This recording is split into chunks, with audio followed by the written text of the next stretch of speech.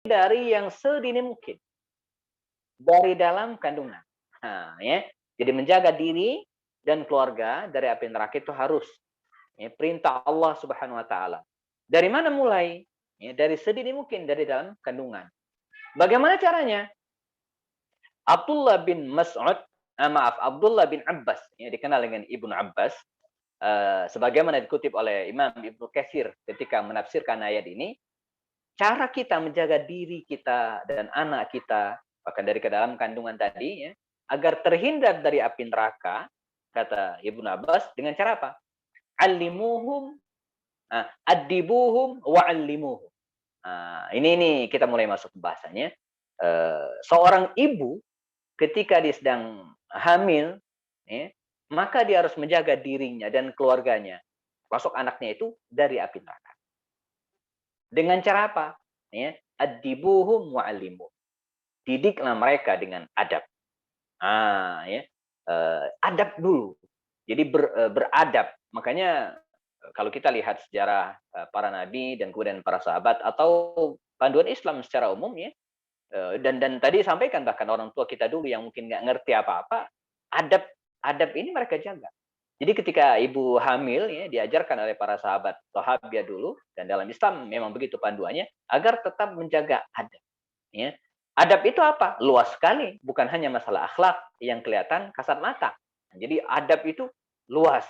Dia bukan hanya akhlak yang sifatnya kelihatan mata, bukan hanya etika yang lebih kepada aturan-aturan, tidak boleh begini, tidak boleh begini, masuk kelas harus pakai sepatu, ya, masuk masjid lepas sendal. Ini kan etika, ya, bukan adab. Ya, kalau adab itu dia lebih luas, gitu kan? Adab itu lebih luas daripada sekedar etika ataupun aturan-aturan yang atau moral. Kalau moral itu kan dia berhubungan dengan kebiasaan-kebiasaan masyarakat, gitu ya. Jadi moral itu yang berhubungan dengan boleh dan tidak. Orang Sunda nggak boleh begini, orang Jawa begini, kalau sudah 7 bulan begini, itu moral itu berhubungan dengan moralitas sebuah masyarakat ya, adat. Tapi kalau adab beda, ada adat, ada adab. Adab itu lebih luas. Jadi hal yang pertama kali harus kita tanamkan dalam diri ya, anak ketika dalam kandungan adalah menjaga adab. Adab bagi seorang ibu. Ya. Tidak misalnya adab menjaga lisan, ya, tidak ngomong sembarangan. Ya. Tidak ya walaupun tidak boleh ngomong sembarangan ini bukan hanya ketika hamil gitu ya. Kapanpun ya nggak boleh. Tapi khususnya lebih khusus lagi ya, tidak menjaga lisan kita, hifdzul lisan. Ya. Jadi lebih diperkuat lagi gitu ya. Kalau dalam keseharian secara umum kita harus menjaga lisan kita, tidak boleh ghibah, namimah, ngadu domba khususnya ya. Tapi ketika kita hamil, dalam keadaan hamil itu lebih diwaspadai lagi. Ya. Lebih diwaspadai lagi. Nah, ini disebut dengan adab. Ya. Lisan. Adab mata ya. Jadi khususnya ketika hamil ya, harus betul-betul ghaddul basar kalau dalam bahasan akhlak itu ya, menjaga mata kita ya, agar tidak melihat hal-hal yang diharamkan atau bahkan melihat hal-hal yang syubhat gitu ya, yang diragukan kebenarannya ya, dan menjaga lisan, mata ya, kemudian nonton yang enggak gitu ya, ketika hamil tidak dianjurkan nonton yang macam-macam gitu ya. Kalau lisan tadi tidak bicara yang macam-macam, tapi justru harus dibasahi dengan kalimat-kalimat thayyibah ya. Malah orang tua kita dulu kalau pengen anaknya ganteng katanya ya baca surat Yusuf ya kan. Kalau pengen anaknya cantik kalau perempuan ya baca surat surat Maryam. Ya ini bagian dari ikhtiar, bagian dari doa. Artinya tidak ada hadis khusus tentang hal itu, tapi secara umumnya basahi lisan-lisan kita dengan kalimat-kalimat thayyibah, dengan zikir-zikir tadi itu. Khususnya ketika anak tersebut sudah ditiupkan ruh pada dirinya ya. Ini bagian dari adab. Lisan ya, basahi dengan kalimat thayyibah, mata juga jaga, telinga kita juga demikian. Dari pendengaran yang macam-macam. Karena ketika seorang ibu mendengar lewat telinganya, maka sang anak ikut mendengar. Ya, ikut mendengar. Ya. Jadi apa yang didengar oleh ibunya, maka itu akan didengar oleh anaknya. Apa yang disampaikan oleh ibunya, maka itu akan diproses oleh anaknya. Apa yang dilihat oleh seorang ibu, maka itu akan dilihat oleh anaknya. Karena dia masih dalam kandungan ibunya, belum memiliki penglihatan yang mandiri dalam tanda kutip gitu ya, walaupun sudah punya mata, betul-betul sekian persen masih mengandalkan ibunya. Nah, ini yang harus kita perhatikan. Masalah apa lagi? Masalah makanan. Nih, makanan bukan hanya yang harus dikonsumsi oleh para ibu itu, ya, makanan yang halal, gitu kan, yang halal, ya, halal yes, gitu kan, halal yes, tapi juga yang toyib, ya, yang bagus secara medis. Dan saya kira ini pelajaran bagi para bidan ya, lebih paham tentang hal ini. Tapi ini hal pertama yang harus kita perhatikan, belajar dari sahabat dan aturan dalam Islam sendiri, ya, yaitu melakukan proses pendidik adab. Ya, adibuhum, ya, didiklah mereka dengan adab. Baik oleh ibunya sendiri, itu penting, walaupun oleh dan juga oleh ayah. Ya, oleh ayahnya. Karena kita yakini bahwa dalam tubuh bayi tersebut ada darah yang mengalir dari seorang ayah.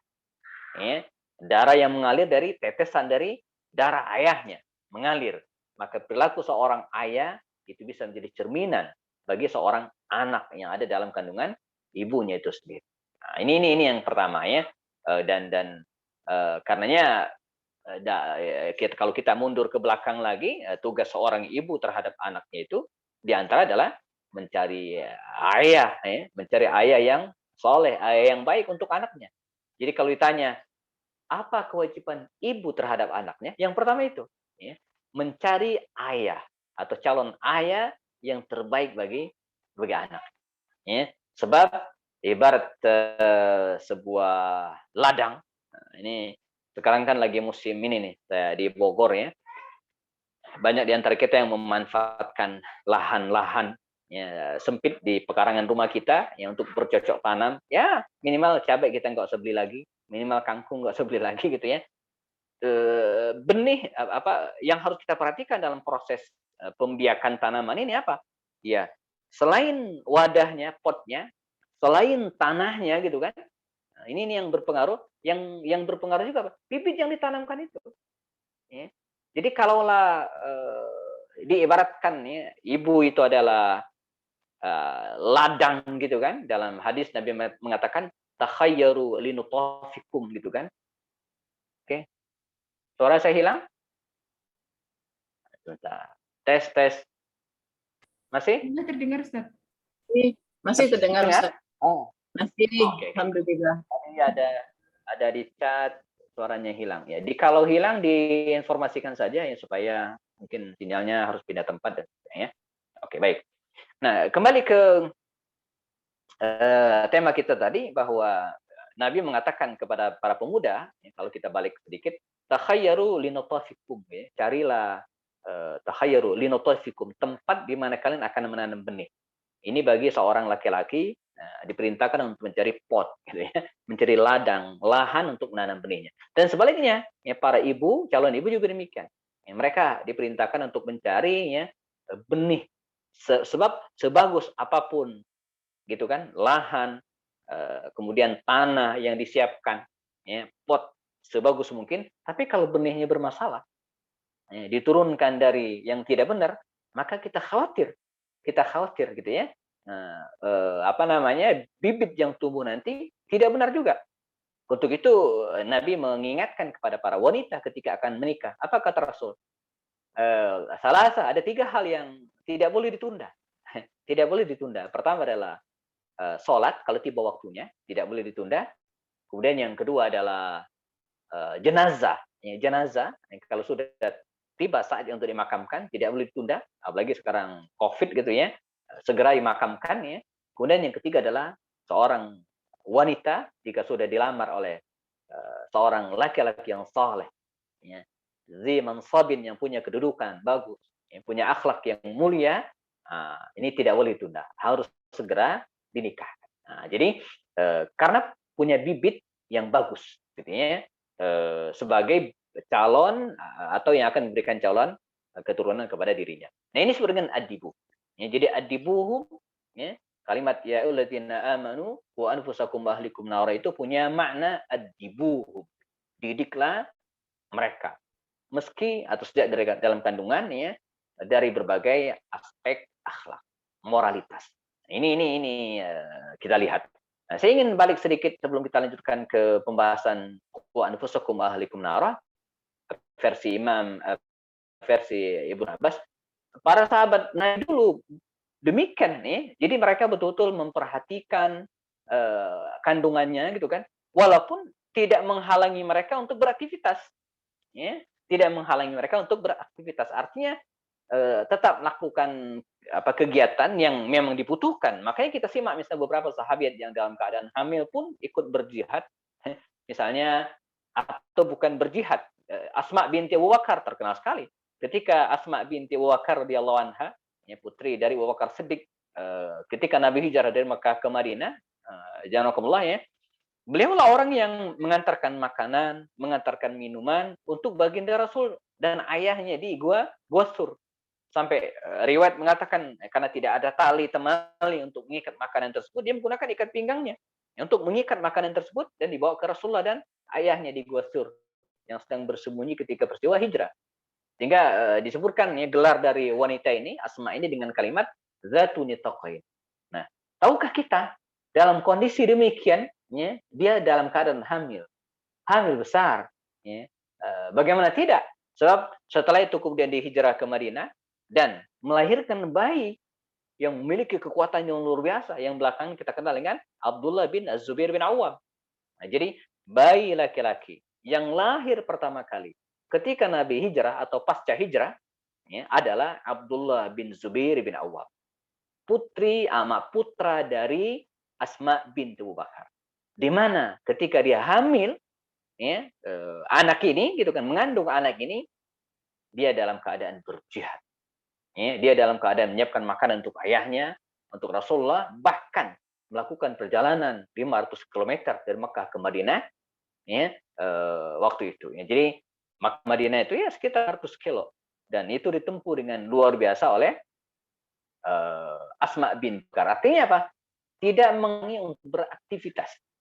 Ya, tentu memperhatikan kesehatan. Artinya kehamilan seorang anak ya, atau bagi seorang ibu ketika dia hamil atau mengandung kondisinya tidaklah sama.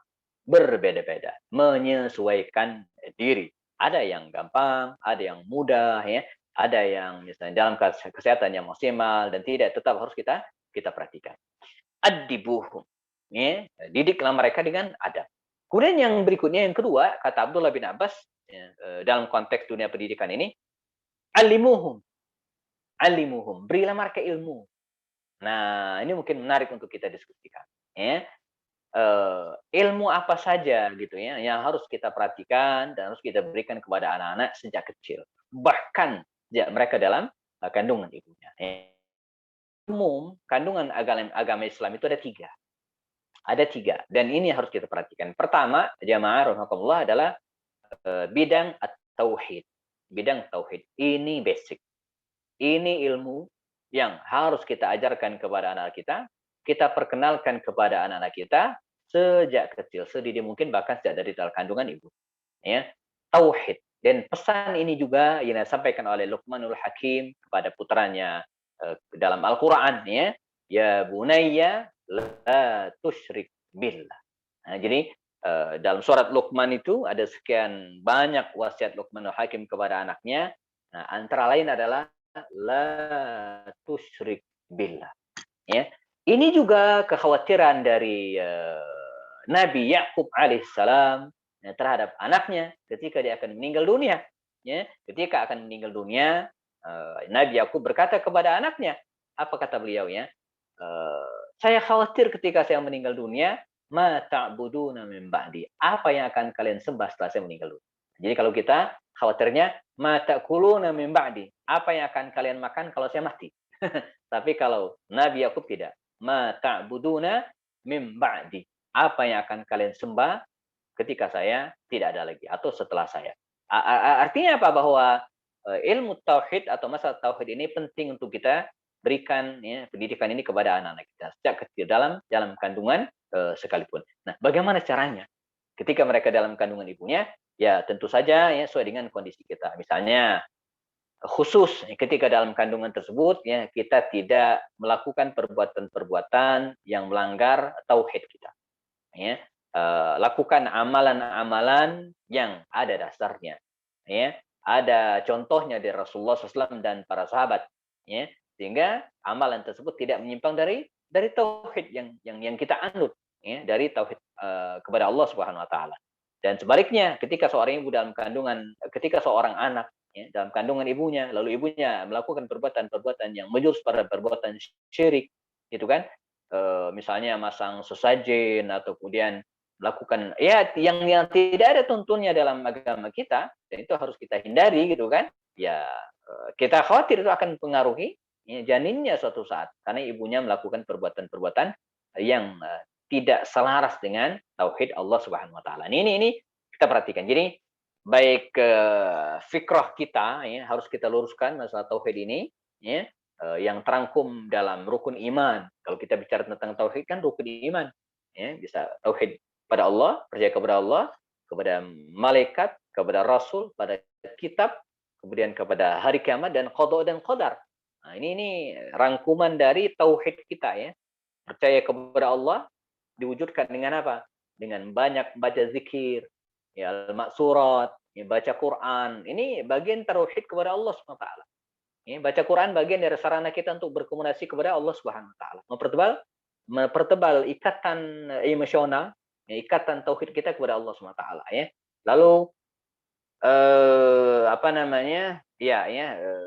Tauhid yang terangkum baik aktivitas kita, kegiatan kita, ibadah kita ya ataupun tauhid kepada Allah tadi itu ya. Kemudian tauhid kepada malaikat. Ya, kepada malaikat juga demikian kita yakin bahwa Allah SWT menciptakan para malaikatnya ya, dengan tugas-tugas tertentu. Ya, percaya kepada nabi, anbiya, kitab-kitab dan hari kiamat ya dan termasuk juga qada dan qadar. Ya. Mungkin masalah pandemi ini, COVID ini untuk menguji qada dan qadar kita. Sejauh mana keyakinan kita kepada Allah Subhanahu wa taala tanpa menafikan temuan-temuan ilmiah. Ya, jadi saya sampaikan menghadapi wabah ini ya kita harus bijak. Ya, jangan abai, jangan cuek. Ini wabah memang ada, tapi ingat, jangan juga lebay, berlebihan. Nah, sehingga karena Allah menjanjikan ma'asab musibatin illa biiznillah. Tidak ada musibah apapun ya, di dunia ini ya kecuali atas perkenan izin Allah Subhanahu wa taala. Jadi takbir ya, percaya kepada qadar Allah. Ini juga bagian dari tauhid. Ketika Sayyidina Umar bin Khattab misalnya ya, yang balik dari Madinah, beliau akan masuk ke Syam. Ini terkenal sekali kisahnya dan mendengar bahwa di Syam ada wabah menular taun, maka beliau balik.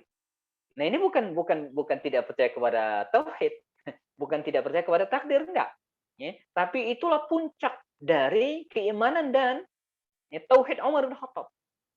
Apa katanya? Nafirru min qadrillah ila qadrillahil akhir. Nah, kita lari dari takdir Allah ke takdir Allah yang lain. Lalu dia memberikan kias.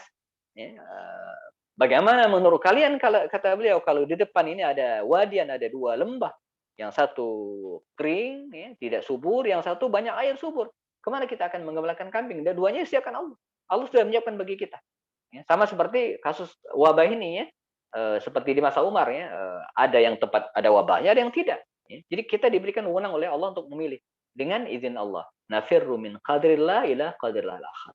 Percaya kepada takdir itu bagian dari rukun atau kemudian kesempurnaan tauhid kita kepada Allah SWT yang harus kita yakini, gitu ya. Nah ini mata pelajaran pertama. Alimuhum, adibuhum, adab, wa alimuhum, berilah ilmu tauhid. Ya. Nah kemudian yang kedua adalah pelajaran berikutnya adalah pelajaran ibadah. Ya, pelajaran ibadah. Para sahabat dulu ketika mereka mengandung gitu kan, dan betul ada beberapa ibadah yang boleh ditinggalkan. Ya, misalnya saum, puasa. Bagi ibu yang hamil, apalagi hamilnya berat boleh ditinggalkan. Tapi bukan berarti yang lain tidak. Ini kan banyak yang gini nih. Banyak yang nanya, Ustaz, ini kan Ramadan, pas saya datang bulan atau nifas atau apalah, eee, saya merasa tidak bisa maksimal ibadah, ya. Nah, padahal kan tidak. Yang dilarang itu kan saya bilang puasa sama sholat doang atau baca Quran menurut sebagian ulama. Kan yang lain banyak ibadah yang lain gitu ya. Jadi kita jangan mentang-mentang puasa nggak boleh, sholat nggak boleh, kemudian nggak ngapain gitu. Yang enggak lah. Ya, masih banyak ibadah yang lain bisa kita laksanakan. Ya. Kalau ibu-ibu saya bilang sering sholat tahajud, bangun malam ya sholat tahajud, lalu kemudian pas berhalangan ya haid atau nifas, tetap bangun, tetap bangun. Tapi jangan sholat, nggak boleh. Lakukan apa? Perbuatan yang lain, zikir misalnya, baca apa namanya, ya maksurat, ya, doa-doa, satu yang dibolehkan. Ya. Jadi diganti dengan yang atau siang hari bersedekah, ya, membantu orang dan seterusnya. Ini penggantinya. Nah, kembali ke tema kita, suaranya kecil. Nah, bentar. Tes, bagus? Bagus Ustaz, alhamdulillah. Oke ya. Nah, jadi kembali ke tema kita, yang hal kedua yang harus kita perhatikan ini, rakamullah, perhatikan ibadah kita. Ya, jadi ketika seorang ibu hamil, ya, maka pastikan dia tetap menjaga ibadah. Ya. Utamanya ibadah mahdhah yang wajib tetap dilaksanakan, bahkan lebih maksimal. Ya, lebih maksimal. Ya. Ada penelitian, wallahu alam ya, mungkin para ibu sekalian mungkin pernah, ini bukan hadis, bukan apa dari sahabat, bukan, tapi penelitian terkini. Katanya ibu hamil yang apa mungkin sudah masuk bulan ke-8, bulan ke-9 ya, jelang persalinan, itu dianjurkan untuk melaksanakan sholat sunnah. Ya. Dianjurkan untuk melaksanakan sholat sunnah sebaik mungkin, dan termasuk diantaranya melaksanakan sholat malam. Ya, melaksanakan sholat malam semaksimal mungkin, sebanyak mungkin. Ya. Artinya sesering mungkin.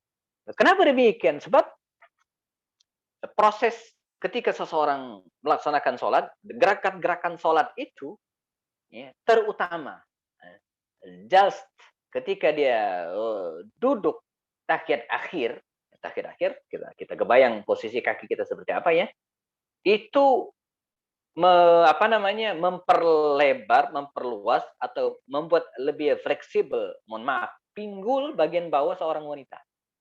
Dan itu memudahkan dia untuk melahirkan. Wallahu alam. Ini mungkin dari aspek medis, ibu-ibu sekalian yang tergabung dalam forum ini, lakukan penelitian coba. Nah, saya bukan bidang saya ya. Saya bukan bidang saya ya. Coba lakukan penelitian.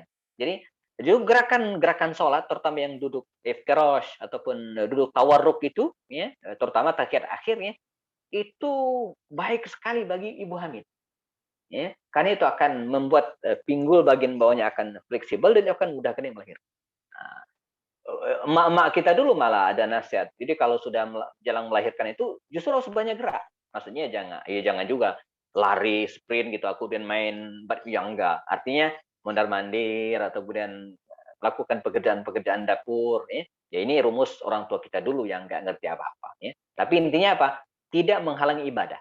Nah, tetap laksanakan ibadah semaksimal mungkin, seoptimal mungkin ya, ketika dia sedang hamil. Belajar dari para sahabi dulu, tidak ada di antara mereka yang begitu hamil diem aja. Mereka tetap seperti yang saya sampaikan tadi ya.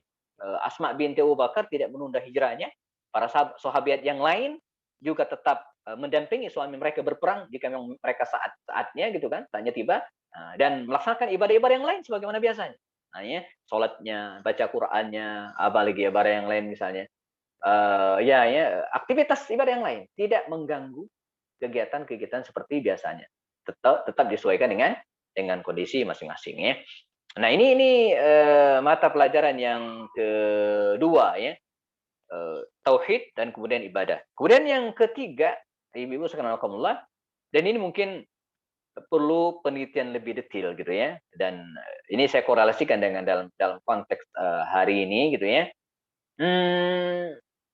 Ketika seorang anak ya, masih dalam kandungan ibunya dan pada bulan ketiga ya, 3 kali 4 ya, bulan keempat dari kehamilannya, dia sudah mulai respon. Ya. Nah untuk itu pelajaran yang berikutnya adalah pelajaran komunikasi kalau bahasa saya. Jadi ajak anak tersebut berkomunikasi gitu kan, ajak dialog, ya, berbicara, baca Quran. Ini sarana kita dengan sang anak agar apa? Agar terjalin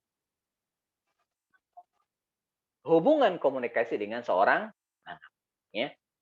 Kalau tadi saya katakan orang Barat dengan mengajarkan apa musik-musik, ya mungkin kita tidaklah. Kita punya yang lebih efektif dari musik itu, yaitu ya Al-Quran.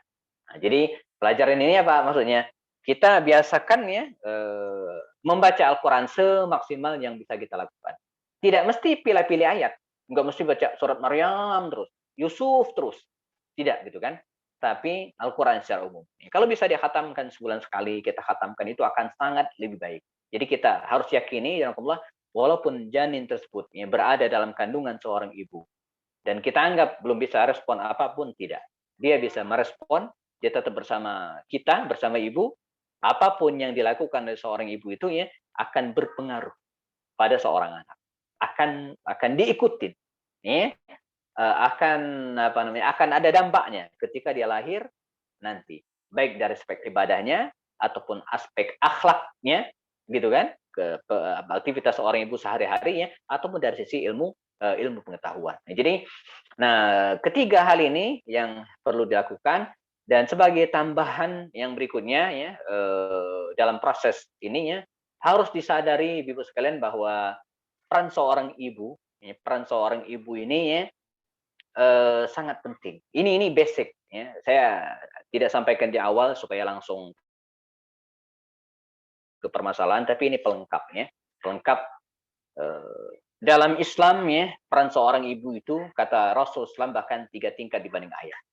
Ketika seorang sahabat bertanya kepada Rasul, ya, siapa yang harus saya bermuamalah dengan baik, as-suhbah, ya, kata Nabi, ibumu. 3 kali, ibumu. Syekh Al-Imam At-Tabari dalam kitabnya, ya, dalam kitab At-Tabari itu mengatakan, mengapa Rasulullah, apa hikmahnya Nabi menyebut ya, seorang ibu itu sampai 3 kali, ya, yang harus dihormati oleh seorang anak. Kata beliau, karena seorang ibu melakukan 3 hal yang tidak bisa dilakukan oleh seorang ayah. Ya. Jadi ada 3 pengorbanan yang dilakukan oleh seorang ibu yang tidak mungkin dilepaskan, tidak mungkin dilakukan oleh seorang ayah. Ya. Hanya ibu yang bisa melakukan.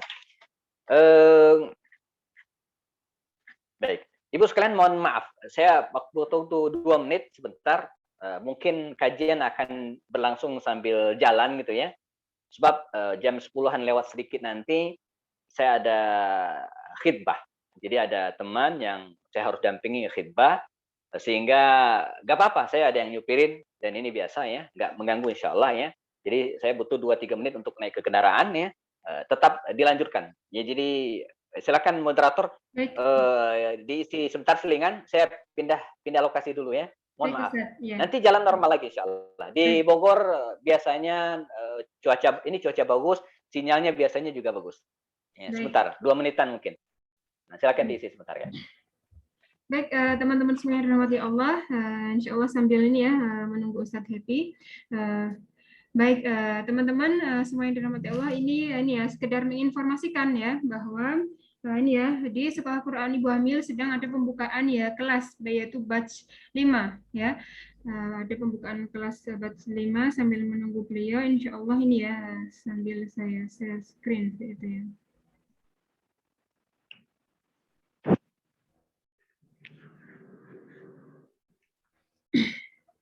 Baik teman-teman, ini ya yang mengikuti kegiatan kali ini seperti itu ya.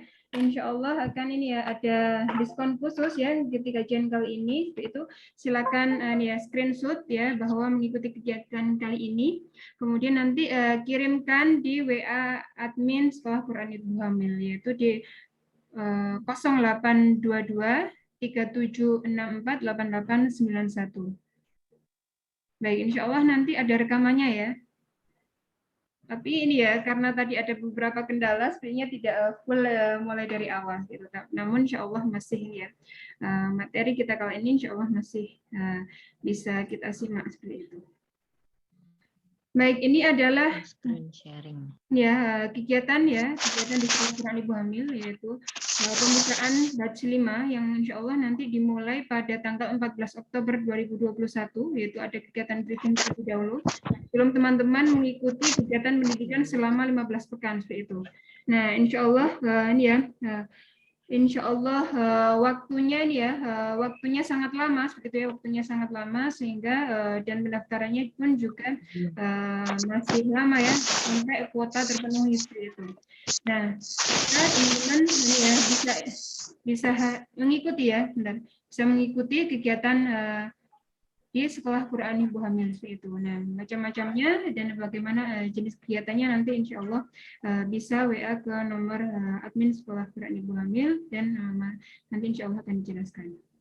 Baik, Ustadz Happy, apakah sudah bisa dimulai? Siap, kita lanjutkan 15 menit lagi insya Allah. Sampai setengah 10, nanti kita kalau perlu ada tanya jawabnya. Baik, tafadhol Ustadz. Suara saya masih terdengar? Masih terdengar suara bagus suaranya? Baik. Ya, Oke, bismillah. Kita lanjutkan. Tadi melengkapi kalaulah baginda Rasul SAW mengatakan kepada seorang sahabat, ya, siapakah yang harus berbakti? Ya, ibumu, 3 kali. Nah, Imam At-Tabari dan beberapa ulama tafsir yang lainnya mengatakan hikmah ya disebutkannya ibu itu 3 kali, ya, karena seorang ibu itu melakukan pengorbanan, ya, 3 hal pengorbanan yang tidak mungkin dilakukan oleh seorang ayah. Di antaranya adalah ya, hamil. Nggak ada kan bapak-bapak yang hamil, walaupun perutnya gede tapi bukan hamil ya. Kemudian yang kedua apa? Melahirkan. Dan kemudian yang ketiga apa kata Imam Qurtubi? Dia menyusui. Nah, ya, itu hikmahnya mengapa seorang ibu itu harus seorang anak harus berbakti kepada ibunya ya, 3 kali dibanding ayah karena dia sudah melakukan pengorbanan hamil. Nah, kita sedang bahas tema ini ya. Kebayang oleh kita seorang kalau bahasanya Ustadz Abdul Somad itu ya.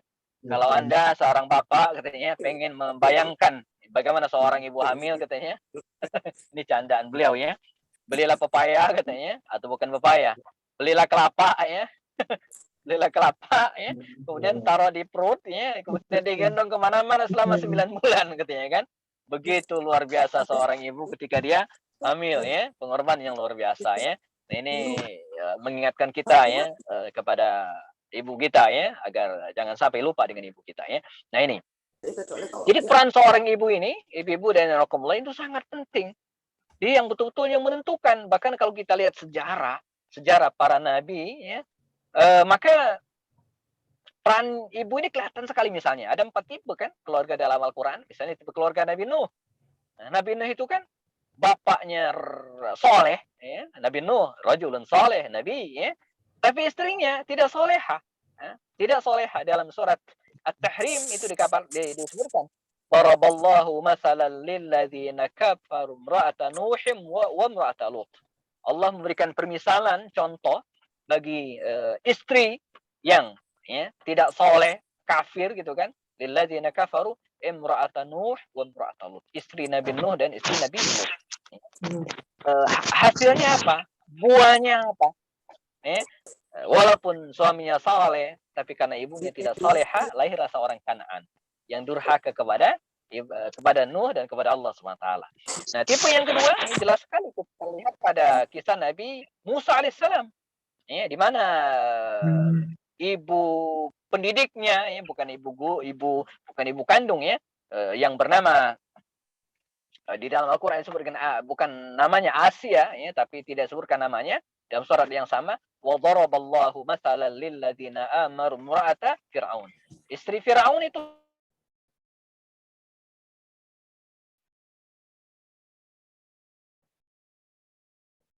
yang dihasilkan seorang rajulun soleh, calon nabi ya, Musa alaihissalam. Ya.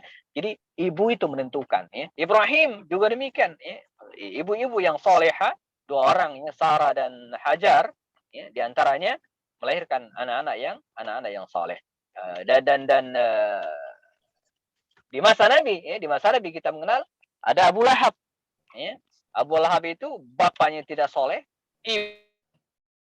soleh. Diabadikan keluarga ini dalam Al-Quran surat Al-Lahab. Dan ya, saya tidak menemukan anak dari keluarga ini yang menjadi pejuang, mujahid, dan kemudian orang-orang soleh. Nggak ada. Ya. Semuanya tenggelam dalam kemusyrikan. Artinya apa, jamaah ibu-ibu nakumullah? Peran seorang ibu ini sangat penting dalam pendidikan anak. Dan dimulai dari al-ummu madrasatun idza a'datta sya'ban thayyibal araq. Ya, luar biasa ya. Al-ummu madrasatun. Ya, al-ummu madrasatun, ibu adalah sekolah.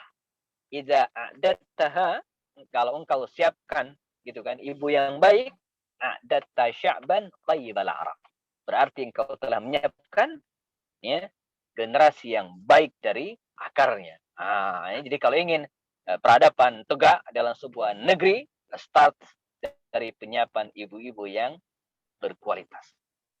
Sebab dari rahim ibu-ibu yang berkualitas inilah akan lahir generasi-generasi yang berkualitas. Karena itu dalam surat Al-Furqan kita dianjurkan berdoa, Allahumma Rabbana hablana min azwajina wa dzurriyyatina qurrata a'yun waj'alna lil muttaqina imama. Ya, Allah mengajarkan kepada kita agar minta dua hal untuk dua hal.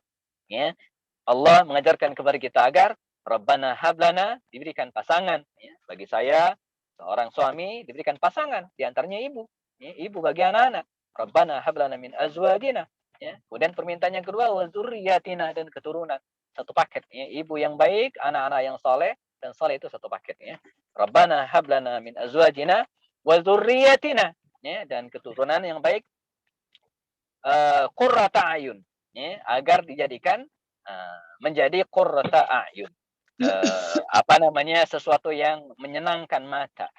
Ya, kalau bahasa saya itu ya, pasangan, istri, dan anak-anak yang nyenengin, ya, yang nyenengin. Ya, qurrata a'yun itu artinya nyenengin kita, ya. Jadi kalau anak-anaknya tampan, istrinya cantik, ya nyenengin, tapi kalau soleh, ya. Jadi kalau tidak soleh walaupun cantik, kata orang Sunda gelis, ya enggak nyenengin, ya, karena tidak soleha dan tidak soleh, ya. Jadi kategorinya soleh. Walaupun istrinya biasa-biasa saja, ya, tidak seperti artis, anak-anak juga biasa-biasa saja gitu kan. Tapi kalau akhlaknya bagus, soleh, insya Allah menjadi qurrata ayun, ya, menjadi keluarga yang nyenengin. Waja'alna lil muttaqina imama. Ya, dan jadikanlah kami sebagai imam, sebagai pemimpin, ya, bagi orang-orang yang mutakin. Bukan hanya bagi orang yang mutakin, ya, menjadi orang yang mutakin, tapi justru menjadi pemimpin bagi mereka. Terakhir sebagai penutup, ya, kita siapkan diskusi dan jawab jika ingin, ya. Peran seorang ibu ini, ya, menjadi sangat penting, apalagi dalam konteks hari ini. Ya. Betul bahwa ayah tidak boleh berlepas tangan, sepakat. Ya. Jadi kan yang keliru selama ini begini. Ya, kalau ada yang kita bagi tugasnya, mak didik anak, bapak nyari duit, ya mbak nggak begitu amat. Nah, tetap tanggung jawab utama yang berada di pundak seorang ayah. Kullukum ra'in wa kullukum mas'ulun an ra'iyatihi. Tapi secara teknis, gitu ya, di rumah mungkin, ya, ibu lebih banyak berperan. Ibu lebih banyak berperan. Karena itu marilah kita maksimalkan, ya, peran, ya, para ibu, ya, ini, ya, waqarna fi buyutikanna, dan tinggallah lebih banyak ibu itu di rumah, di antara tujuannya agar mendidik anak-anaknya menjadi soleh dan soleha. Sebab investasi, ya, kekayaan yang paling berharga, ini bukan opening sinetron Keluarga Cemara, ya, bahwa keluarga adalah harta yang paling berharga. Itu benar. Tapi betul bahwa anak itu adalah kekayaan kita yang paling berharga. Ya. Jadi kalau kita beli rumah, ibu-ibu, salah, jual aja, beli yang baru, bisa. Ya. Beli mobil, keliru, ini nggak enak nih mobil nih, jelek ini, jual, beli baru, bisa. Tapi kalau anak nggak bisa. Misalnya anak, ini anak udah SD misalnya, kayaknya anak ini nggak bener deh, jelek atau wah ini bakalan bandel nih, udah kelihatan dari kecil gitu kan, suka bohong gitu ya. Wah, jual deh ganti yang baru ya nggak bisa. Ya. Nah, kalau program komputer bisa diinstal ulang, kalau anak nggak bisa diinstal ulang. Emang kita Doraemon gitu bisa balik lagi ke sekian tahun lalu kan nggak bisa. Makanya sebelum menyesal ya, marilah kita didik anak-anak kita dari dalam kandungan. Nah, ini tema kita hari ini ya. Belajar dari para sahabat walaupun tidak banyak dan aturan dalam Islam ya, sehingga ya berharap ke depan ya lahirlah generasi yang soleh dan soleha insya Allah. Baik, Pak Ibu sekalian, saya cukupkan. Kita luangkan waktu jika ada yang ingin ditambahkan, ditanyakan, boleh lewat chat. Kalau lewat chat, mohon host membacakan ya. Saya agak kurang bebas melihat chatnya ya. Atau langsung juga nggak apa-apa. Saya serahkan kembali kepada host kita, Bidan If, silakan. Sementara, Assalamualaikum warahmatullahi wabarakatuh. Jazakumullah khair kepada Ustadz Happy Andi ya, Masya Allah materi yang sangat luar biasa ya teman-teman semua yang dirahmati Allah, bahwa ini ya sedikit merangkum apa yang tadi telah disampaikan Ustadz Happy, bahwa dalam proses pendidikan anak ini memang harus ini ya intensif rutin kita lakukan ya, apalagi dipersiapkan seperti itu ya di masa kehamilan ya. Maka mungkin di sini ya jika ada yang calon ibu ya atau mungkin yang akan menikah tidak ada salahnya ya ketika sesuatu dipersiapkan semaksimal mungkin ya mulai dari awal seperti itu. Karena proses pendidikan ini ya Allah memberikan masa di masa kehamilan yaitu 9 bulan ya, 9 bulan 10 hari seperti itu sampai batas waktu yang telah Allah tetapkan sehingga anak tersebut lahir ke dunia seperti itu. Maka maksimalkanlah ya dengan ini tadi ya tauhid seperti itu ya, kemudian ibadah dan komunikasi serta bagaimana peran orang tua ya, utamanya ibu yang dalam hal ini adalah yang mengandung seperti itu. Maka insya Allah ini adalah materi yang sangat luar biasa dan nanti insya Allah agar ini ya terus digali ya di lebih spesifik lagi bagaimana caranya seperti itu dan lain sebagainya seperti itu.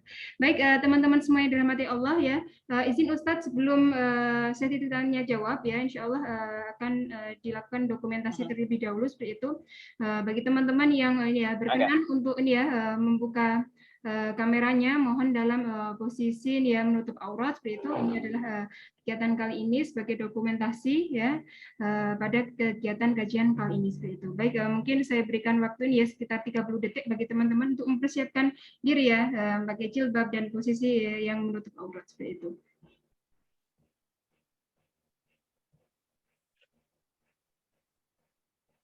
Baik, insya Allah di sini ada ini ya 5 slide ya teman-teman semua yang dirahmati Allah.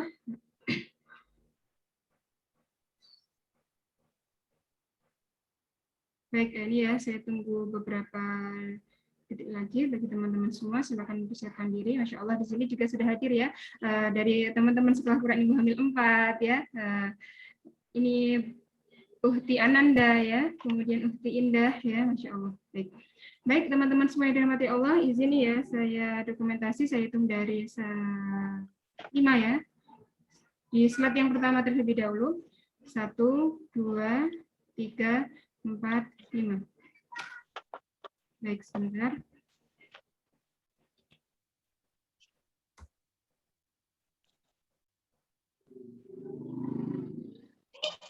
Kemudian di slide yang kedua, saya hitung ini ya, hingga 5, 1, 2, 3, 4, 5.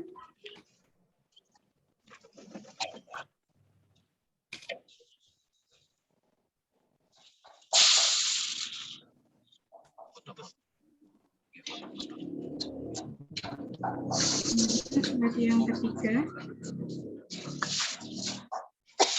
Baik, 1, 2, 3, 4, 5.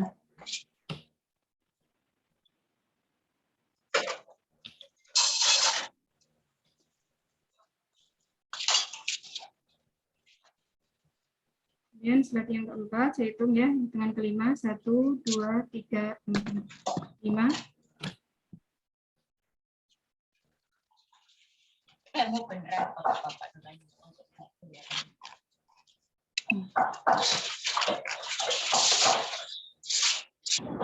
Kemudian di slide yang kelima, 1, 2, 3, 4, 5.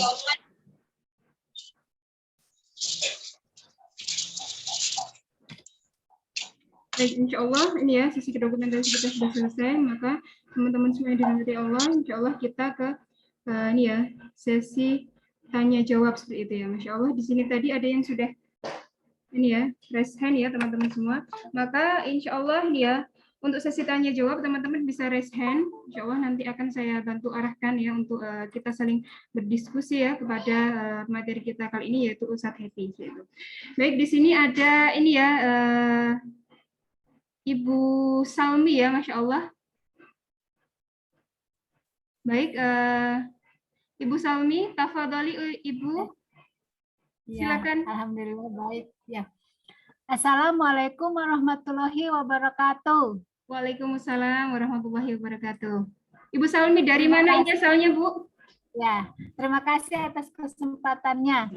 Saya Salmi Supriyatin dari Cimahi, Jabar. Masya Allah.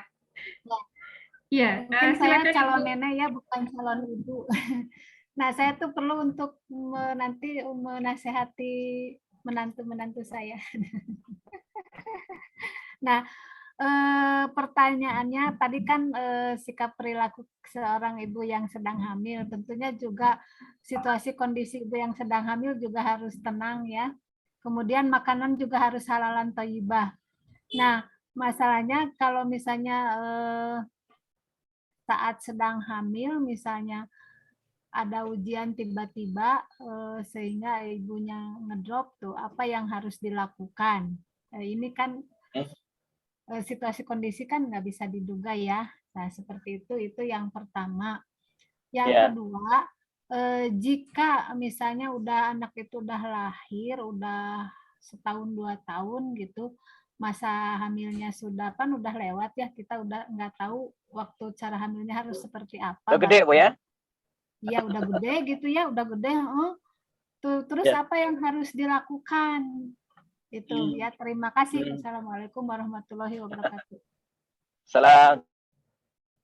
Baik, Masya Allah. Tafadhol Ustadz, apa langsung dijawab pertanyaannya? Ya, saya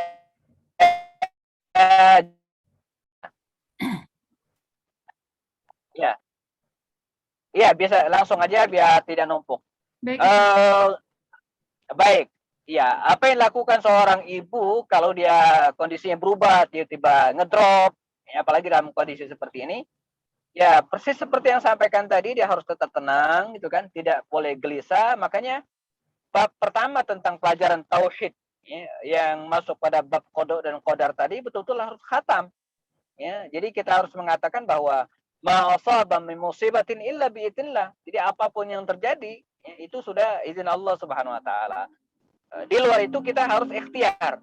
Nah, jadi ikhtiar yang maksimal, sisanya serahkan kepada Allah Subhanahu wa taala. Jadi tetap harus tenang. Nah, misalnya kita temukan ya dalam masa-masa ini ada seorang ibu yang sedang hamil dan qadar Allah ya kena COVID. Jadi harus tetap dalam keadaan santai, tenang, bahkan itu mestinya bisa menambah kekuatan ibadah kita gitu kan. Menambah kekuatan ibadah kita dan menyadarkan kita. Nah, jadi semakin ya, menjadi momentum kita untuk semakin mendekatkan diri kepada Allah Subhanahu wa taala dan banyak-banyak berdoa. Nah, jadi ini senjata seorang mukmin ya. Nah, pertanyaan kedua ini menarik. Banyak sekali ditanyakan ketika apalagi ketika saya sering ngisi kajian-kajian tentang pendidikan anak. Ustadz, gimana tadi kan mendidik anak dari kecil, bahkan dari kandungan gitu kan? Anak saya udah gede semua, udah SMA, ya, ada yang udah lulus kuliah. Ya. Terus mau hamil lagi, udah tua. Iya betul. Gimana nih Ustadz? Ya kan? Ya kalau Ustadz sih jawabnya gampang. Ya. Bisikan aja ke telinga suaminya, suruh kawin lagi. Hey.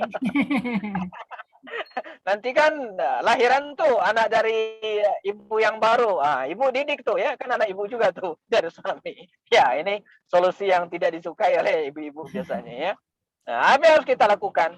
Ya, emang tidak ada istilah kata terlambat ya dalam dunia pendidikan. Bahkan bagi kita yang sudah tua-tua ini juga pun tetap tidak ada masalah untuk belajar ya. Hanya saja ada hal yang kita harus rangkum. Ya, harus kita rangkum. Jadi kalau kita lihat rumus pendidikan Ali bin Abi Thalib itu kan menarik. beliau mengatakan ya, didiklah anak 0 sampai 7 tahun seperti memperlakukan raja ratu. Jadi betul-betul kita mendekati mereka ya. Jadi betul-betul jangan lepaskan ya, dalam usia-usia ini ya, apa yang mereka pengen diturutin ya, dikipasin, dikasih minum ya, disuapin bila perlu. Ini 0 sampai 7 tahun. Nah, 7 tahun kedua ya sampai 14 tahun ya, justru didiklah mereka dengan ketegasan, seperti bahkan memperlakukan pasukan perang, disiplinnya ketat, sholat harus mulai, puasa harus. Kalau 5 tahun 4 tahun tadi mungkin ya belum sempurna sholat nggak masalah, tapi kalau masuk 7 tahun kedua harus ketat tuh. Nah, 14 tahun ke atas ya, periode ketiga ya, 3 tahun ketiga, didiklah mereka seperti memperlakukan teman. Nah, sekarang anak kita dalam posisi mana? Misalnya anak kita usia 10 tahun ya, karena 0 sampai 7 tahunnya udah kehilangan, gitu kan? Nggak mungkin balik lagi. Maka kita harus mencampurkan dua fase ini, yaitu fase ketika kita harus mengayomi mereka, ya, mendekati mereka, dan fase tegas. Ini yang sulit, menggabungkan di mana anak itu dekat dengan kita secara mental ya, dan kepribadian, tapi pada saat yang sama kita juga harus tegas. Jadi menggabungkan ini ya, seninya demikian memang, sehingga ketika anak itu tumbuh, dia tetap dekat dengan orang tuanya, tapi juga nggak ngelunjak. Kalau bahasa Betawinya itu ya, jadi nggak ngelunjak itu ya, nggak ada adab dengan orang tua, enggak ya, dia tetap beradab. Nah, jadi tergantung pada usia berapa anak tersebut. Nah, repot kalau udah gede, udah kuliah misalnya kan, nah ini yang susah. Ya, tapi tetap bisa. Kita tetap harus menjaga hubungan emosi dengan anak tersebut, tapi tetap menegakkan cara-cara seperti kita melakukan seorang teman. Jadi jangan sok ngatur lagi, apalagi anak-anak kita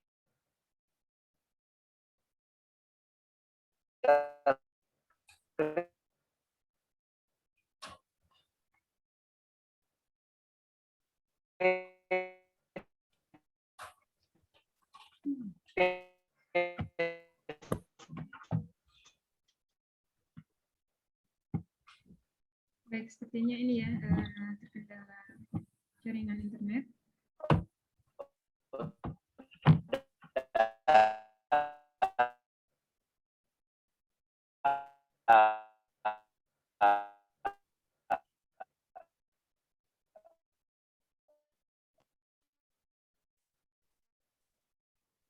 Baik, Ustadz. Mereka minta beliin handphone misalnya. Kita mulai diskusi itu ya. Jalin komunikasi yang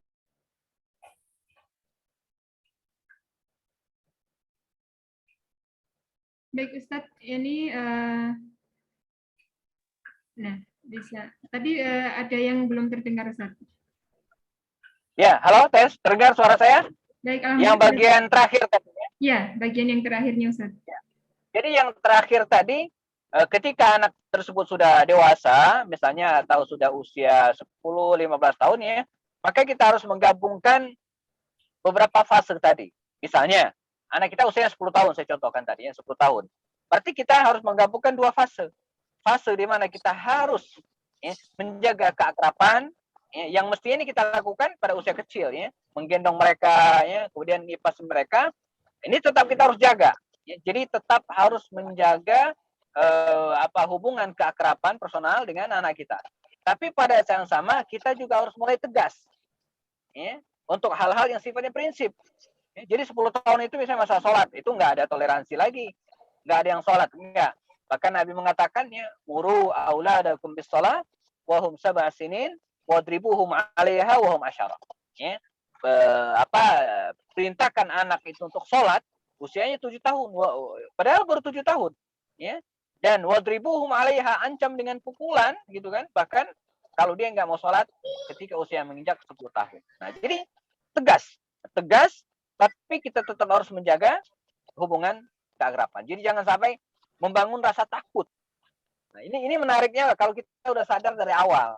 Nah, jadi 0 sampai 7 tahun itu membangun kedekatan emosional, 7 sampai 14 tahun membangun ketegasan, ya.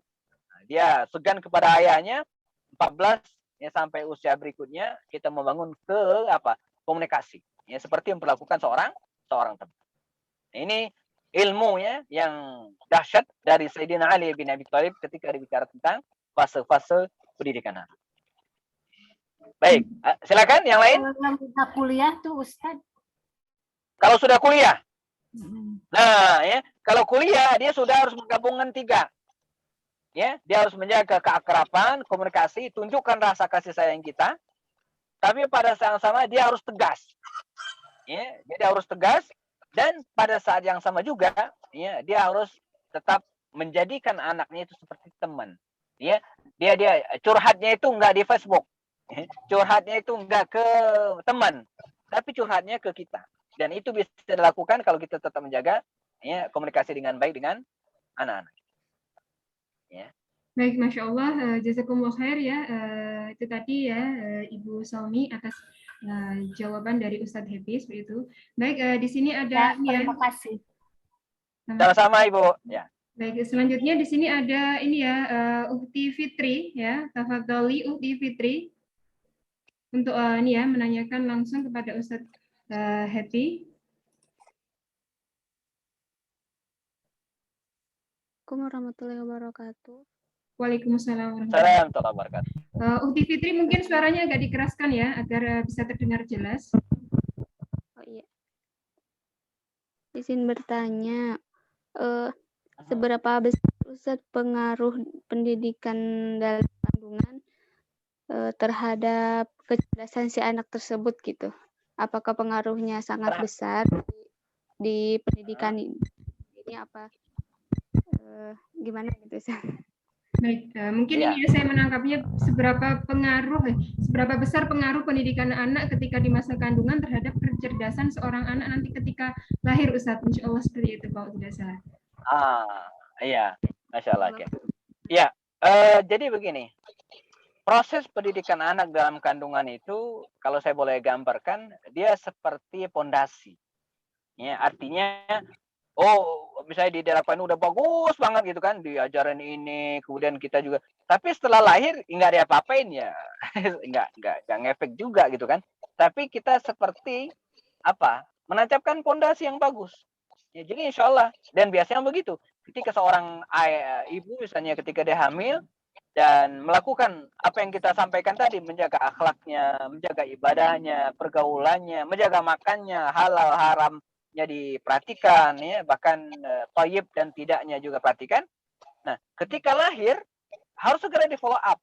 Jadi nggak cukup di dalam kandungan saja. Jadi kalau sejauh mana nanti akan berpengaruh pada pendidikan pada fase berikutnya. Ya, ketika dia sudah lahir.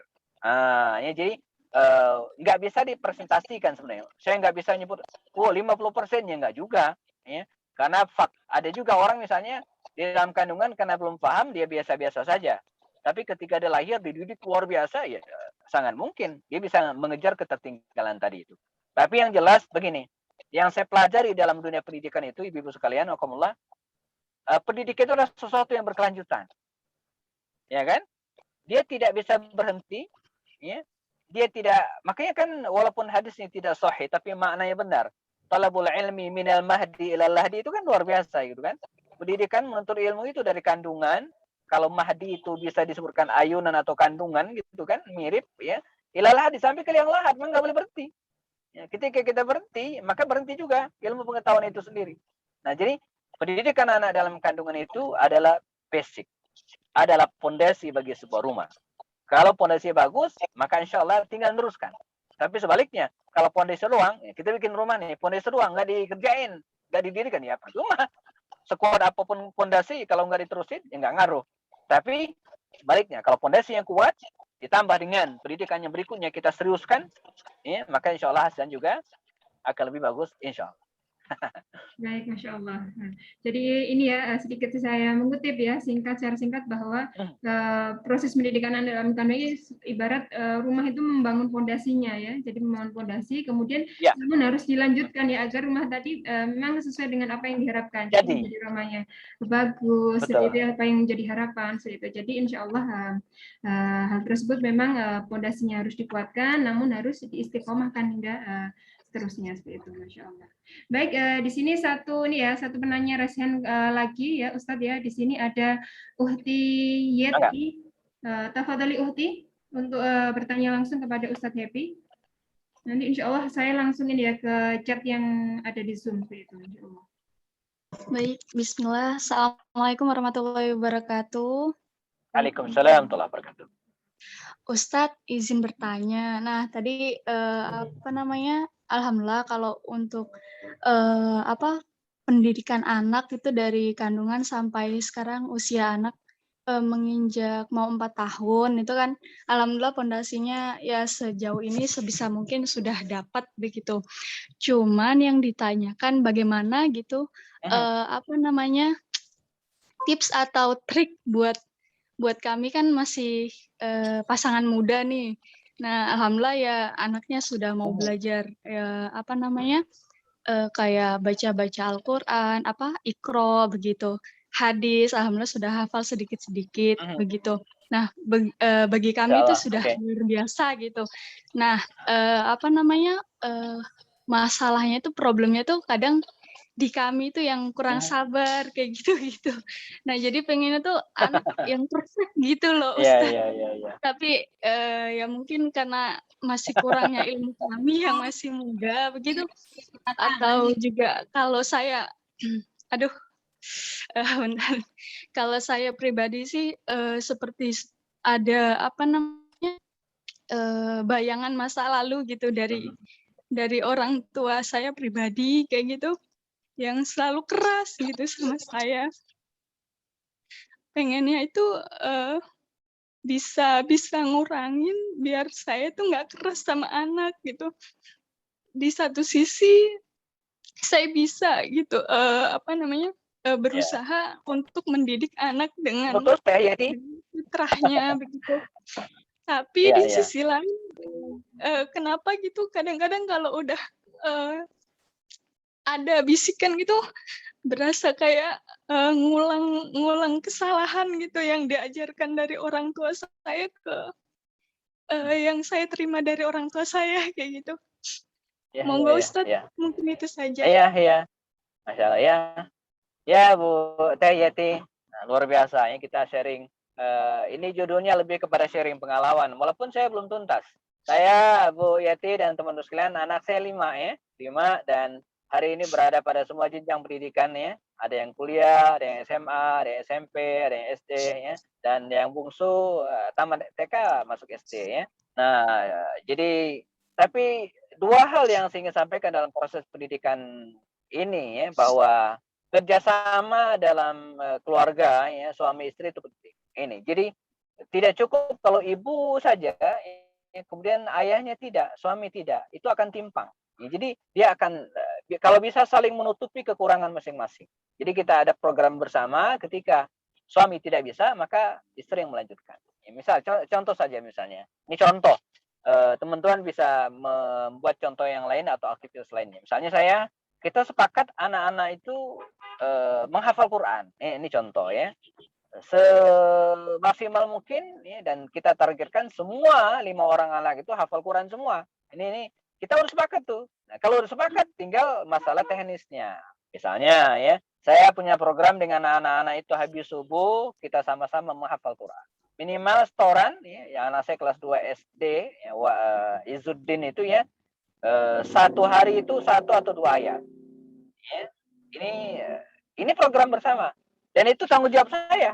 Nah, ketika suatu saat saya berhalangan, ya, misalnya seperti tadi pagi saya harus ngisi kajian di tempat lain, kan nggak bisa saya dampingan anak, maka istri yang terjun gitu ya. Jadi ini saling menutupi.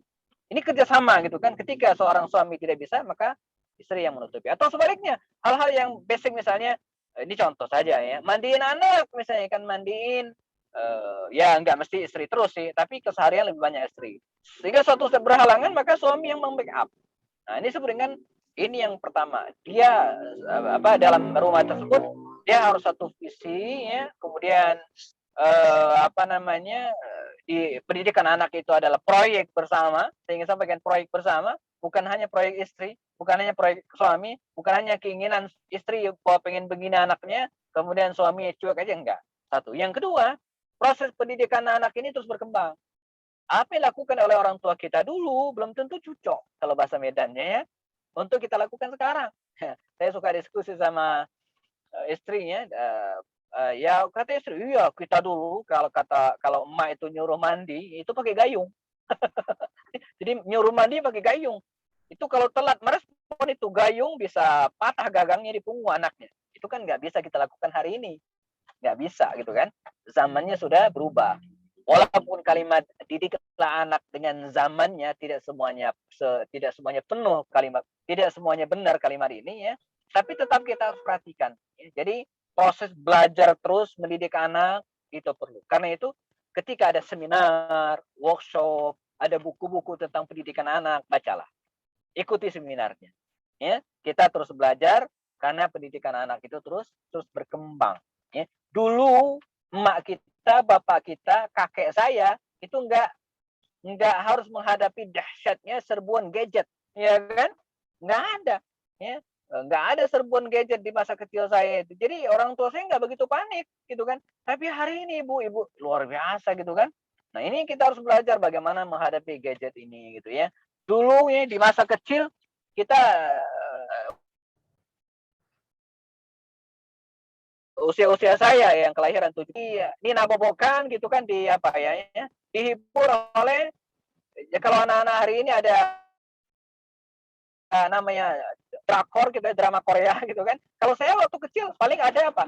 Drama Sor Sepuh, drama Kumbara, Tutur Tinular. Ada yang seusia saya kenal dengan drama-drama ini gitu kan. Nah, jadi beda itu ya. Kita hanyut oleh drama-drama tersebut gitu ya, yang menurut saya ada sisi positif malah. Saya malah jadi ngerti sejarah gitu kan, karena manfaatnya luar biasa. Nah, jadi itu yang saya maksud dengan kita harus terus belajar, terus ikut seminar, ikut perkembangan informasi ya, bagaimana cara mendidik anak. Jadi memang tidak bisa berhenti, Bu. Ini proyek, saya sebut ini proyek. Mendidik anak ini adalah proyek paling besar kita. Ya, jadi bukan bangun rumah, bukan beli mobil, itu sih proyek duniawi, tapi anak ini proyek ukhrawi. Ya, kalau kita gagal, kita nyesalnya dunia akhirat. Tapi sebaliknya, kalau berhasil, untungnya dunia juga, akhirat juga dapat. Di dunia kita akan mendapatkan ketenangan. Kalau kita anak soleh, berhasil, kita tenang Ibu masa tua kita. Tapi sebaliknya, kalau di akhirat juga kita mendapatkan kiriman-kiriman terus dari doa anak-anak yang soleh. Bukankah ketika seseorang meninggal, ya semuanya selesai, putus amal ibadahnya, kecuali 3 di antara adalah ya doa anak-anak yang soleh. Ya di dunia kita tenang, aman, sejahtera, dan di akhirat kita mendapatkan doanya. Tapi kalau sebaliknya, nauzubillah, di akhirat kita akan ditanya oleh Allah, dan dunia kita akan mendapatkan nama yang buruk di mata orang. Jadi teruslah belajar, semangat.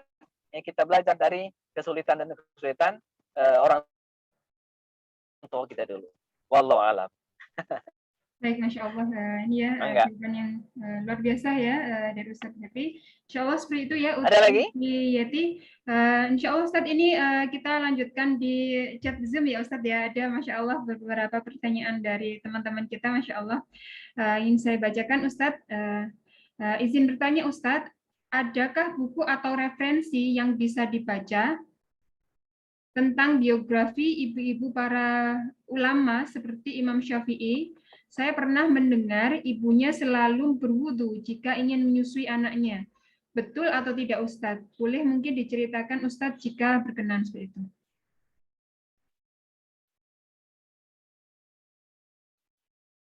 Baik, ini mungkin ya sedikit gangguan koneksi dari Ustadz Happy.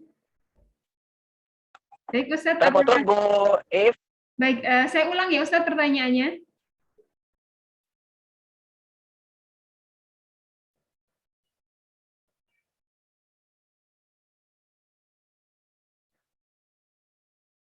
Baik, ini ya sambil menunggu Ustadz Happy.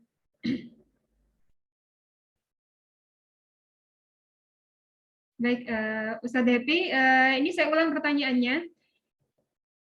Apakah ada buku atau referensi yang bisa dibaca tentang biografi ibu-ibu para ulama seperti Imam Syafi'i? Saya pernah mendengar. Ya, Ustadz. Ya. Ya. Saya lanjutkan Ustaz pertanyaan. Saya pernah mendengar ibunya selalu berwudu jika ingin menyusui anaknya seperti itu.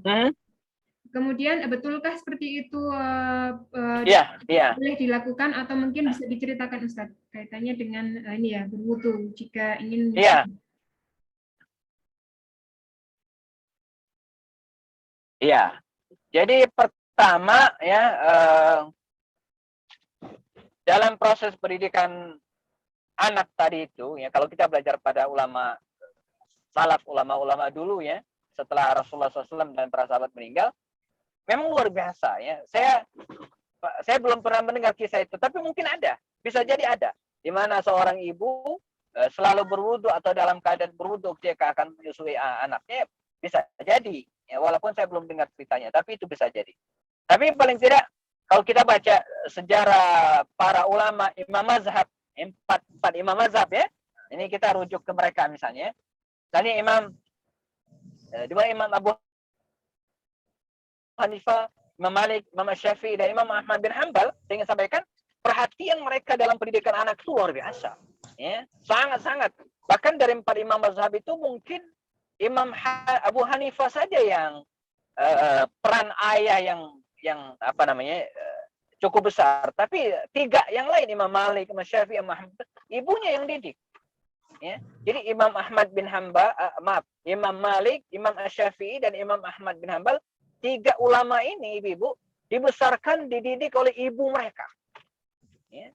Ibu mereka. Misalnya Imam Syafi'i, itu kan yatim. Dia lahir di Gaza, ayah sudah meninggal dunia. Saya membesarnya ibunya. Jadi kisah-kisah pendidikan ini, kalau ditanya tentang bukunya, misalnya tadi ada yang nanya bukunya, ya mungkin kita dapatkan pada biografi tokoh itu. Jadi misalnya biografi 4 imam mazhab, itu sudah banyak bukunya. Ada juga buku judulnya Ummahatus Sahabat, ibu-ibu para sahabat. Saya lupa penulisnya, itu bisa juga di searching ya. Tapi intinya kalau cerita tadi dikatakan ketika akan menyusui ibunya, anaknya dia wudhu dulu, bisa jadi benar dan bisa kita ikuti. Karena itu baik. Ya, itu baik ya. Jadi mungkin itu yang saya ingat ya. Sisanya sih bahwa para ibu itu tadi betul-betul konsentrasi memaksimalkan dalam pendidikan anaknya sejak kecil. Jadi orang-orang sekaliber para imam mazhab tadi itu ya, itu betul-betul buah gitu kan. Buah didikan ibu. Imam Syafi'i itu ibunya. Kalau mereka ditanya, Imam Muhammad ditanya, siapa yang ngajarin Anda menghafal Quran? Dia jawab, Ummi, ibuku. Siapa yang ngajarin Anda menghafal kitab Al-Muwatta? Kata Imam Syafi'i, Ummi, ibuku. Sehingga sebelum diserahkan ke Imam Malik, Imam Syafi'i itu udah hafal kitab Al-Muwatta. Di antaranya yang berperan adalah ibunya. Jadi benar-benar peran ibu ini luar biasa. Sehingga lahirlah tokoh-tokoh seperti yang kita kenal hari ini ya.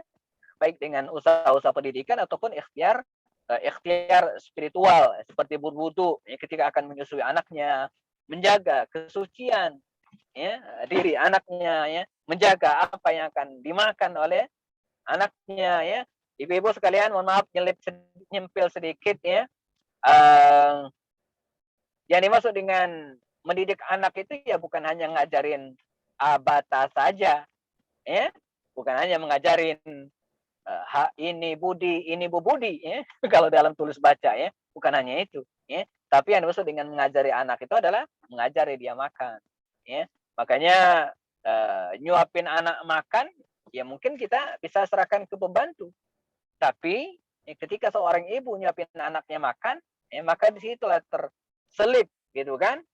Terselip pendidikan tentang cara makan. Ketika seorang ayah memandikan anaknya, ini tentu saja bukan seperti seorang pencinta hewan memandikan hewannya, maka di situ ada nilai-nilai pendidikan.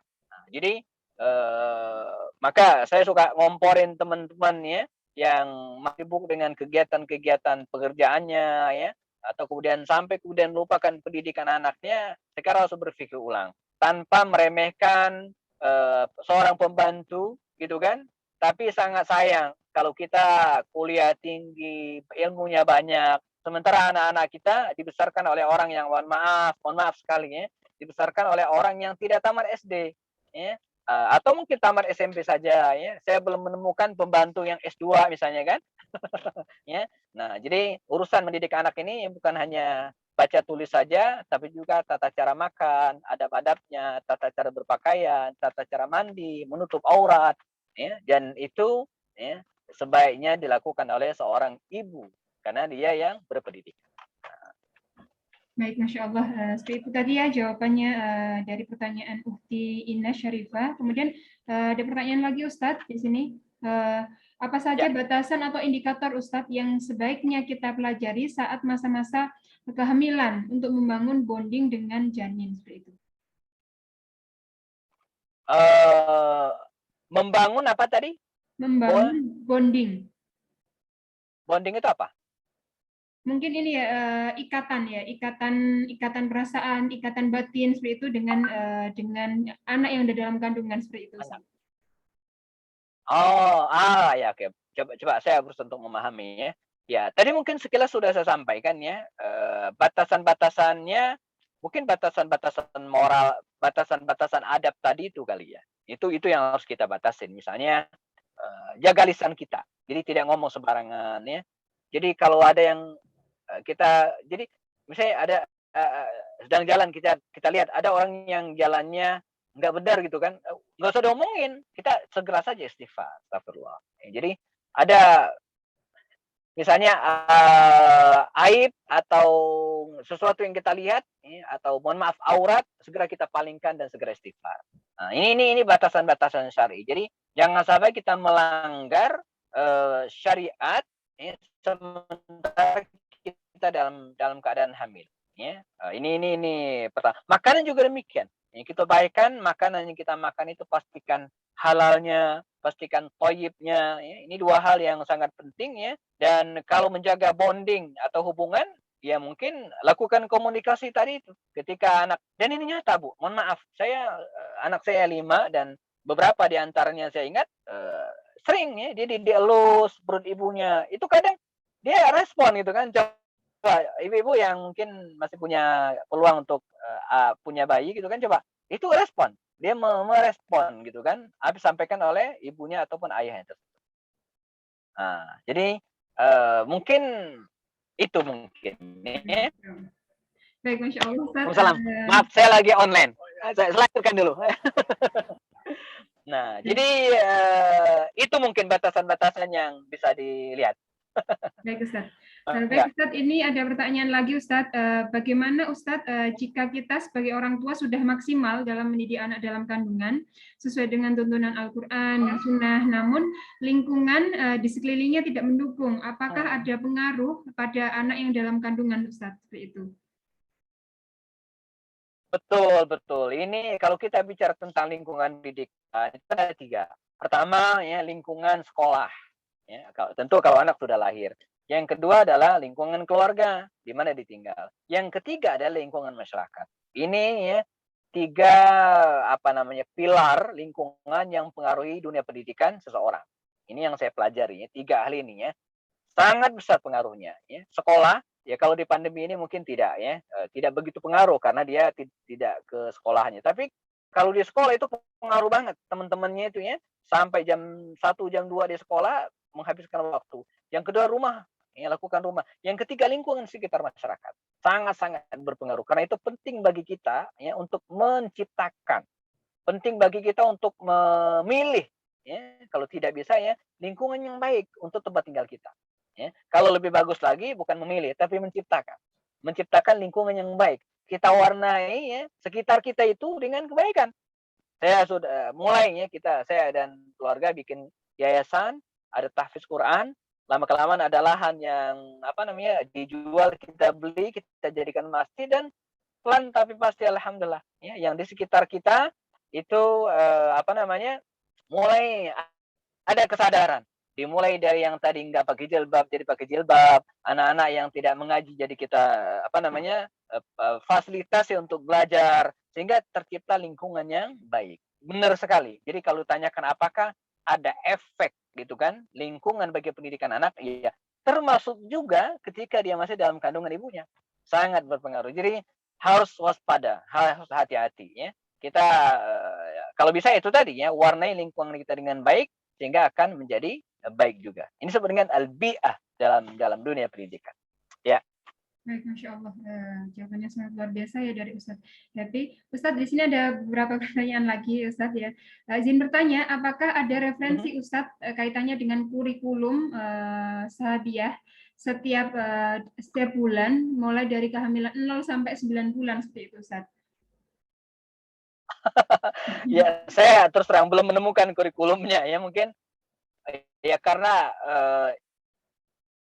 kalau terkait kurikulum pendidikan ini kan sifatnya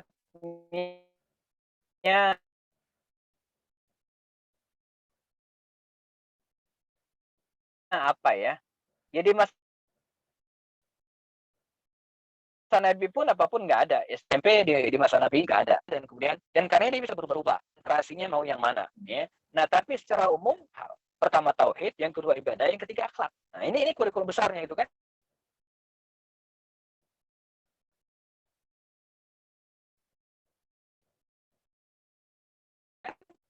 Pertama tauhid, baik dalam kandungan atau bukan dalam kandungan ya. Yang kedua dalam masalah ibadah, yang ketiga masalah akhlak. Nah, tiga kita sesuai.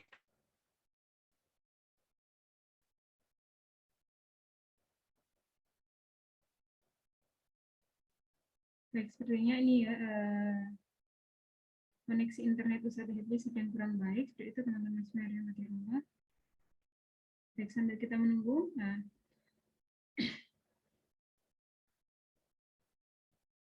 baik teman-teman, ini ya, insya Allah di sini Ustadz Happy sudah bergabung kembali. Assalamualaikum Ustadz.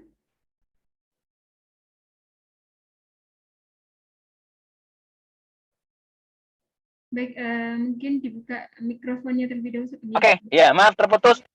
Ya, saya sudah tiba di lokasi. Ya, saya sambung dikit lagi tadi ya sebelum kita cukupkan. Ya. Jadi tiga tadi ya, kurikulumnya tiga. Tauhid, ya, kemudian penyempurnaan ibadah kita dan jaga akhlak kita. Ini kurikulum umumnya dalam dunia pendidikan Islam. Jadi jenjang apapun dia, baik kandungan, PAUD, TK ataupun SMA, ya, tiga hal ini tetap harus dijaga. Ya. Mungkin itu. Wallahu a'lam. Baik, Masya Allah, jazakumullah khair kepada Ustadz Happy. Ustadz, mohon maaf, di sini ada beberapa chat, mungkin nanti bisa dibahas lain waktu seperti itu, atau mungkin nanti ini ya Ustadz, saya sampaikan beberapa pertanyaan, nanti Ustadz Happy menjawabnya ketika longgar melalui voice, seperti itu, agar nanti saya sampaikan kepada teman-teman yang ada di grup kajian, seperti itu, insya Allah, Ustadz. Siap. Baik, baik Ustadz, karena ini... Jadi pertanyaan yang ada, maaf, pertanyaan yang ada dirangkum. Iya, baik Ustadz, insya Allah. Ya. Baik Ustadz, insya Allah karena sudah di sesi akhir dan Ustadz sudah berada di lokasi, mungkin izin waktu sebentar untuk Ustadz Happy ini ya menutup kajian kali ini dengan doa yang mungkin insya Allah dipimpin oleh Ustadz Happy seperti itu. Baik, baik kita sempurnakan majelis ini dengan bacakan doa. Semoga ikhtiar kita ya majanakan walaupun ya lewat online diberikan keberkahan dan manfaat oleh Allah Subhanahu radhiyallahu taala sadatina wa sahabat Rasulillah ya hamdan na'imin hamdan yuwaffi ni'amahu yukafi mazidah ربنا لك الحمد كما ينبغي لجلال وجهك الكريم وعظيم سلطانك اللهم ربنا تقبل منا صلاتنا وركوعنا وسجودنا وتلاوتنا يا رب العالمين اللهم ربنا هب لنا من أزواجنا وذريتنا قرة عين واجعلنا للمتقين إماما اللهم إنا نعوذ بك من البرص والجنون والجذام والأسقام اللهم ربنا هب لنا من الصالحين اللهم ربنا هب لنا من الصالحين اللهم ربنا هب لنا من الصالحين اللهم إنا نعوذ بك من الوباء والآثاء يا رب العالمين اللهم اجعلنا مقيم الصلاة ومن ذريتنا ربنا تقبل دعاء ربنا اتنا في الدنيا حسنة وفي الآخرة حسنة وقنا عذاب النار walhamdulillahi rabbil alamin. Demikian, mohon maaf atas segala kekurangan. dan jika ada hal yang tidak berkenan. Dan beberapa pertanyaan tadi silakan dirangkum dan di-share di dikasih ke saya, nanti saya luangkan waktu untuk menjawab mungkin via voice note biar lebih cepat ya. Karena beberapa saya lihat tidak sempat terjawab. Jazakumullah khairan. Baik, Masya Allah, jazakumullah khair kepada Ustadz Happy atas segala waktunya dan ilmu yang Masya Allah sudah disampaikan kepada kita. Semoga apa yang menjadi ilmu yang telah Ustadz Happy sampaikan pada kesempatan hari ini menjadi amal jariah untuk beliau, insya Allah, dan insya Allah kita yang hari ini mengetahui ilmu tersebut senantiasa ketika tahu kita amalkan dalam kehidupan sehari-hari, insya Allah. Baik, teman-teman semua rahmatillah Allah, mungkin kiranya itu Ustadz bisa untuk melanjutkan kegiatan seperti itu, insya Allah. Kegiatan kali ini kita akhiri ya teman-teman semua. Insya Allah agenda nanti selanjutnya di kajian Sekolah Quran Ibu Hamil nanti insya Allah di tanggal 27 Agustus hari Jumat waktunya jam 15.30 hingga jam 17 insya Allah seperti itu. Maka teman-teman semua yang dirahmati Allah semoga dimudahkan selalu ya, dan ini adalah bagian dari ikhtiar kita untuk senantiasa bertolabul ilmi, dan insya Allah ini adalah bagian dari ikhtiar pada kita semua ya, para umahat ya, untuk senantiasa memperbaiki diri ya, mengupgrade ilmu-ilmu syar'i ya, ilmu-ilmu agama, insya Allah nanti akan bermanfaat dalam kehidupan kita di akhirat. Baik, kita akhiri majelis kita kali ini dengan membaca hamdalah, kemudian istighfar dan doa kafaratul majelis. Alhamdulillahirabbil alamin, astaghfirullahaladzim, astaghfirullahaladzim, astaghfirullahaladzim. Baik, subhanakallahumma wa bihamdika asyhadu an la ilaha illa anta. Baik, saya akhiri. Wassalamualaikum warahmatullahi wabarakatuh.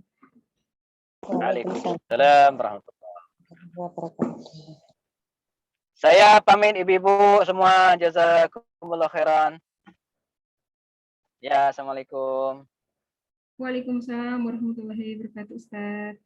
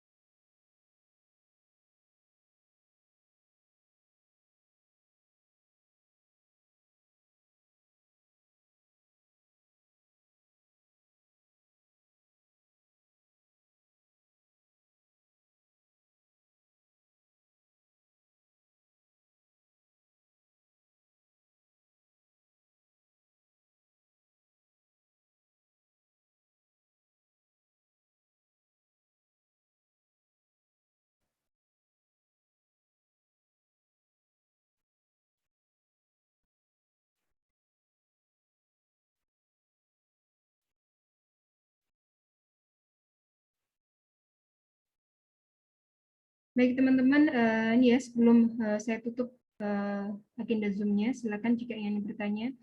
Belum ditutup pertanyaan, insya Allah akan direkap ya, direkap di kolom Zoom seperti itu, dan nanti akan di-sharekan di grup-grup kajian yang ada di Sekolah Quran Ibu Hamil. Baik, pertanyaan-pertanyaan yang insya Allah belum terjawab oleh pemateri kita kali ini seperti itu. Dan insya Allah yang ini ya tertera yang ada di layar ini adalah kajian yang selanjutnya insya Allah bersama saya ya, bagaimana merencanakan kegiatan selama hamil ya agar memperoleh keberkahan ya. Jadi agar kegiatan ya, apalagi ibu-ibu yang tengah hamil pada kesempatan kali ini, agar benar-benar memanfaatkan ya, dan menjadikan masa kehamilan memperoleh ini ya keberkahan dan semakin meningkatkan ketakwaan kita kepada Allah seperti itu insya Allah. Kemudian di sini ini ya teman-teman semua ada pembukaan kelas Sekolah Quran Ibu Hamil Batch 5 yang tadi sedikit sudah saya sampaikan. Teman-teman yang sudah hadir pada kesempatan kali ini yang ingin mendapatkan ini ya potongan biaya pendidikan seperti itu ya, bisa ya silakan di screenshot kegiatan kali ini ya, mengikuti kegiatan kali ini, kemudian WA di CP admin di admin Sekolah Quran Ibu Hamil seperti itu.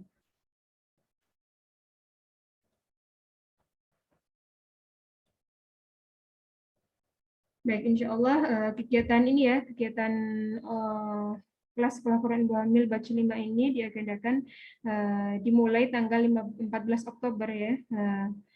Jadi masih ada waktu ya, sekitar akhir Agustus ini, kemudian September, dan nanti insya Allah pertengahan Oktober insya Allah dimulai seperti itu. Dan kuota akan ditutup jika sewaktu-waktu memenuhi. Nah, berapa kuotanya? Kuotanya yaitu 50 untuk ini ya peserta didik seperti itu ya. 50 peserta didik untuk setiap batch-nya. Insya Allah seperti itu, dan programnya ini intensif ya, mulai dari agenda kelas yang rutin nanti setiap Sabtu ya, kemudian insya Allah ada tahsin ya, tahsin, kemudian dan juga kegiatan halaqah dan monitoring tilawah gitu ya, tilawah Al-Quran bagi teman-teman semua ya, bisa disesuaikan targetnya 30 juz ataupun mungkin 15 juz selama masa pendidikan.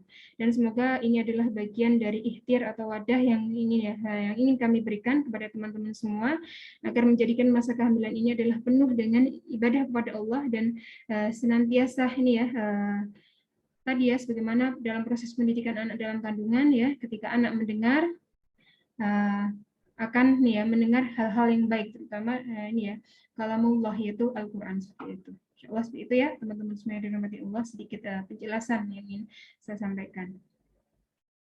Baik, saya berikan kesempatan bagi yang ingin bertanya ya, silakan chat di kolom Zoom seperti itu ya.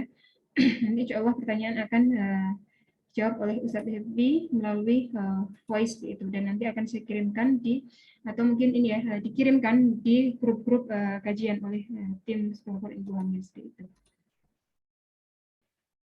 Nah, di sini juga ada ini ya teman-teman semua, ada Haram Peduli Negeri ya, dorongan dagang para usaha kecil menengah ya, insya Allah 350 paket per paketnya. Jika teman-teman ingin bersedekah, silakan di ini ya, program DT Peduli seperti itu, Masya Allah. Kemudian juga wakaf generator oksigen plus yang mungkin sekarang dalam kondisi pandemi, nah teman-teman bisa ini ya menyisihkan ya sedikit uangnya ya untuk kegiatan ataupun ya program yang ada pada kesempatan kali ini seperti itu. Baik, insya Allah teman-teman semua yang dirahmati Allah, sudah tidak ada pertanyaan lagi, insya Allah saya keep ya. Untuk beberapa pertanyaan yang sudah masuk, itu insya Allah nanti akan disampaikan di grup-grup yang ada kajian. Dan waktu insya Allah tidak tentu ya, sampai menunggu balasan dari, atau mungkin jawaban dari Ustadz Happy, insya Allah seperti itu. Barakallahu fiik, sampai bertemu di kesempatan yang lain, di kajian-kajian yang lain, semoga Allah mudahkan kita semua. Assalamualaikum warahmatullahi wabarakatuh.